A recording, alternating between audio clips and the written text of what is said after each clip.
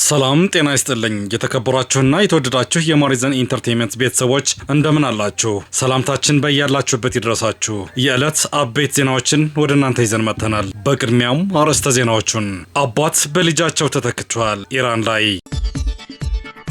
በእስራኤልና በአሜሪካ ላይ ገሃነም እከፍታለሁ ሲል የዛተው የኢራኑ አዛዥ ተገደለ። ከ800 በላይ የሚሆኑ የምግብና የጤና ተቋማት ላይ እርምጃ ተወሰደ። ዝርዝሩን እንደሚከተለው እናቀርባለን። አባት በልጃቸው ተተክቷል። ኢራን ሶስተኛውን አያቶላህ መረጠች። አያቶላህ አሊ ካማኒ ሁለተኛ ልጃቸው ሙታጆባ ካማኒ ቀጣዩ ሁለንተናዊ መሪ ሆነዋል። ባለ 88 አባላቱ አሰምብሊ ለአዲሱ ተመራጭ ኢራን ህዝብ ተባባሪ እንዲሆን ጥሪ አቅርበዋል። ህዝቡ የሀገሪቱን ብሔራዊ አንድነት እንዲጠብቅ ጥሪ ቀርቦለታል። ሶስተኛው ጠቅላይ መሪ አያቶላህ ከተለያዩ ሂደቶችን አልፈው ቦታቸውን መረከብ የቻሉ ሲሆን ለቴሄራን አንድነት ይሰራሉ ተብሎም ይጠበቃል። ሙታጆባ ሀሳብና አሰራር ውስጥ ህዝቡ ተጓዥ እንዲሆን እንዲያልፍም ማሳሰቢያ ተሰጥቷል። ኢራናውያን ፖለቲካዊ መረጋጋት ሊፈጥርባቸው ይችላል ቢባልም አዲሱ አያቱላህ በአሜሪካ ኢላማ ይሆናሉ በሚል ፕሬዚዳንት ትራምፕ መዛታቸው ይታወሳል። ሌላ ስጋትንም ፈጥረዋል። በሰሜን ምስራቅ ማሻሃድ በ1961 ዓ.ም የተወለዱት ሙታጆባ ትልቅ ኃላፊነትን ተቀብለዋል ተብለዋል። በ17 ዓመታቸው በኢራንና በኢራቅ ጦርነት ወታደራዊ አገልግሎትም ተሳትፈዋል። እነሆ አዲሱ የኢራን መሪው። አዲሱ የኢራን ጦር አዛዥ ተገደለ። በእስራኤልና በአሜሪካ ላይ ገሃነም ከፍታለሁ ሲል የዛተው የኢራን አዛዥ ከእስራኤል በተሰነዘረው ጥቃት ተገደለ።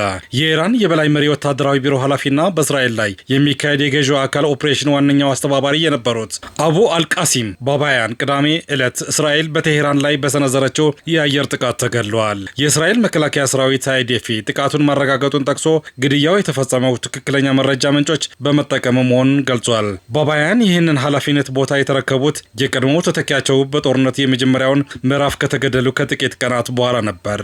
ኢራን የጦር አዛዥ አይበረክትላትም እየተባለ ይገኛል። ከ800 በላይ ሰባ የሚሆኑ የምግብና የጤና ተቋማት ላይ እርምጃ ተወሰደ።